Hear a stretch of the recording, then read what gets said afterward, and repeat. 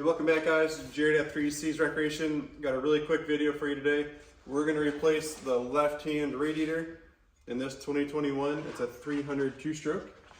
My friend's trading this bike in. He's bought 9 betas from me. His new 2023 sitting back here in the background. But this one's leaking a little bit of coolant. You can see it coming around the top of the cap here. I don't know if you can see in the video, but it's coming around the cap, kind of resting on the top of the radiator there.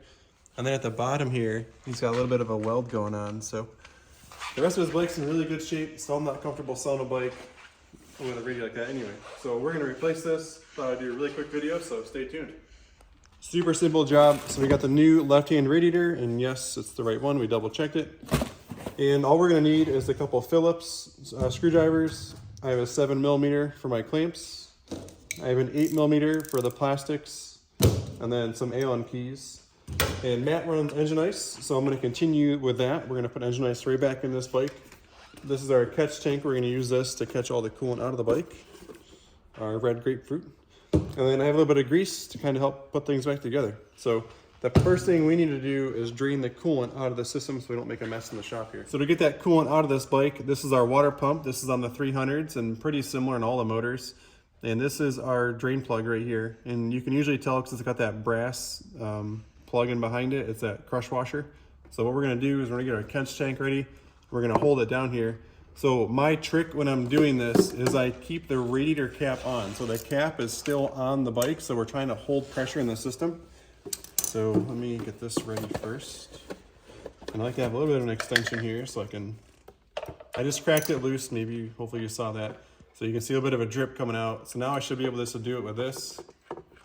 You can see that brass crush washer in the back there. I'm not saving this coolant, so you guys know this is gonna go.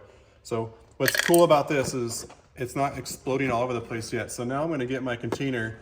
So when I crack that coolant cap, it's gonna shoot straight out. It's gonna have a pretty good stream to it. So now I'm gonna reach up. You guys can stay here and watch this, but I'm reaching up right now. Let me turn the bars there, so I get my hand in there. And we're gonna crack this cap. See how that's shooting out like that? So there's a pretty healthy stream. It's that blue engine ice coming out of it. And this is like the simplest, easiest way to catch all your coolant without making a single or any mess and no drops in the shop. So the cap is completely off on the top now, and we're gonna let this drain out. So at the end here, I'm tipping the bike toward me so we can get the rest of it. It's not super critical because the radiator is pretty high in the system. And so I probably already have enough out that we're not gonna make a mess, but so the bike's leaned pretty good at the moment. I just grabbed the handlebar and pulled it toward me. And then now it's gonna throw this bolt back in. I'm gonna torque it right now, so I don't wanna forget to do that. So we'll get this put back in and get it torqued. Okay, coolant's been drained, cap is still loose. I'm gonna do it without taking the gas tank off. We're just gonna take the left shroud off. So to get that shroud out of the way, we gotta take the seat off. So I'm gonna pop the seat. The betas are super easy on that. And then to remove this shroud, there are 1, 2, 3, 4 bolts to remove. Got the center one, this holds both sides. We've got the bottom one back here. Got the one kind of hiding up in here.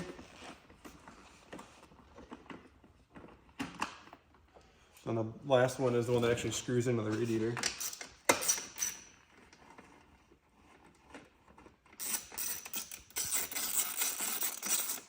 And with this, our shroud,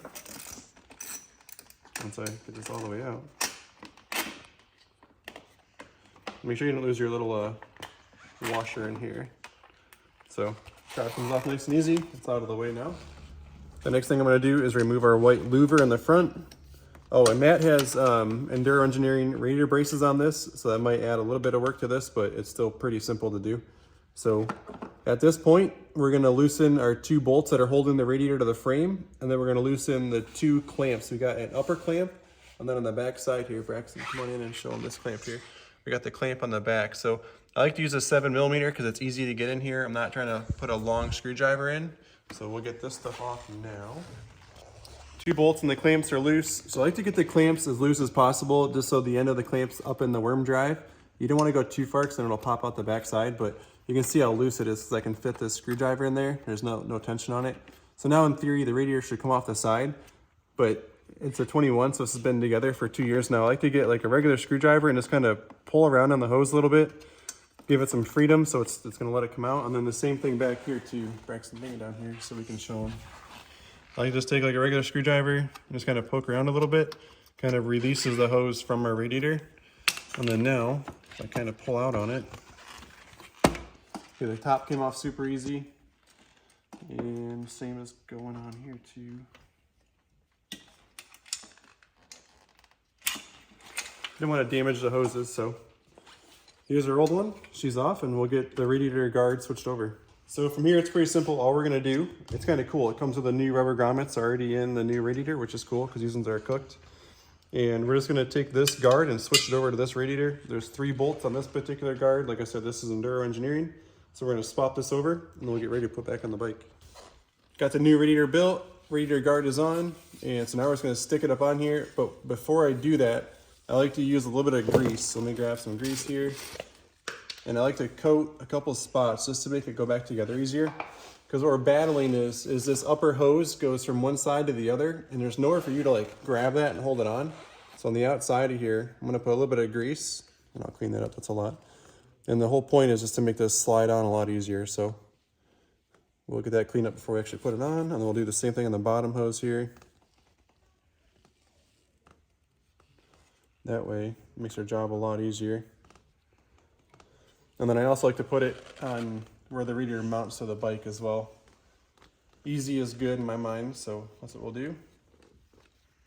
So at this point, we're just gonna try to mount it, and you got a bunch of things going on at once. We gotta get the hoses in, get the top one lined up, get the bottom one lined up, and as I'm lining the bottom one up, I'm watching my pegs right here for the mounting. It's freaking perfect. Oh, it's so nice, look at that. So that's on nice. We'll get this bottom hose on all the way. That top hose, we'll just kind of push it together or hold the other side of the bike like we just did. Hold it, get that clamp spun up out of the way. So what we'll do now is we'll grab our bolts, we'll suck the radiator in, and then we'll tighten down our hose clamps. So it's important if you're gonna use a ratchet wrench not to tighten your hose clamps too much. I've seen where people have tightened them too much and they've actually cut their hoses. So if you can't get a good feel for how tight you're going, at the end you need to get just like a regular Phillips screwdriver, because you can't keep cranking this, you'll just wreck your hose. So that's a special note on that. So the next thing we're gonna do is put our louver back in. We got the 2 pins on the outside and then the inside ones as well. So we'll get them in there, kind of bend it out, put it right back up in. Nice and happy, nice new radiator in there. So what I'm gonna do is I'm gonna fill it with coolant first, just so my shroud's not in the way. And there's no special bleed off points on the Beta. So there's not like a screw you gotta crack on the head to make sure that's bled. As long as we get the coolant filled to the top in the radiator, it's gonna be good. So my recommendation is to fill it and then start it, run it for 5 minutes and then check it again. And when we're filling these radiators, we only wanna go to the top of the fins. So if I carefully, just to show you guys how deep this is, the top of the fins in this radiator start this far down. So there's an 1.5 inches in here. We do not want the coolant at the very, very bottom of our filler neck. That's too full and you'll lose coolant out to overflow. The coolant needs to sit just above the fin. So like a 1/2 inch, it's like an inch down and from the top is where you want the coolant to be, just covering the fins on the inside. And it's probably not gonna be able to be seen inside of there, but there's fins on the inside. So we'll get this filled with the engine ice and then we'll come back and wrap it up. So what I'll do, the coolant came up and it was halfway up where I wanted it. And what I'll do is I'll rock the bike to the right, and then I'll kind of pull some of the coolant into the right radiator. You can kind of hear it. She just took some of my coolant away. And from the top here, my view, you can see that it took some of that coolant away. So we're just gonna top it off one more time. So I guess instead of bleeder screws like they used to have, so if you're working like an older Beta, like a 2012, 2014, there is actually a bleeder screw on top of the right radiator. But the newer stuff, like 2020 and newer, there is not. So at a certain point, our coolant's gonna be done transferring. Yeah, it's perfect. It's done transferring back and forth. Coolant level's right above the fins where we want it in there. And now I'll put the cap back on and we'll start it. We'll start it tomorrow because it's dark out at this point. So we're gonna throw our shroud back on and we'll get the seat put back on next. So a cool little story while I'm putting this back together. 2013, my friend Mark and I, we were in the GNCC in Snowshoe, West Virginia. And I ran the morning class, so we both had 350s that year. They would have been like 2013 350s. And I I raced a morning race. My race went good. Snowshoes, pretty hard track. And then I was cooked. I was just sitting there. And then Mark races Open A. So he was racing, and he came around like on the second lap, and his whole left radiator was gone. Like there was no, I mean, it was there, but it was disconnected. And he's like, I need a radiator. So what we did real quick is we ripped the radiator off my bike and put on his bike. It only took us like 6.5 minutes because we both work on bikes quite a bit. And so I was ripping the radiator off my bike. He was ripping what was left of his off his bike.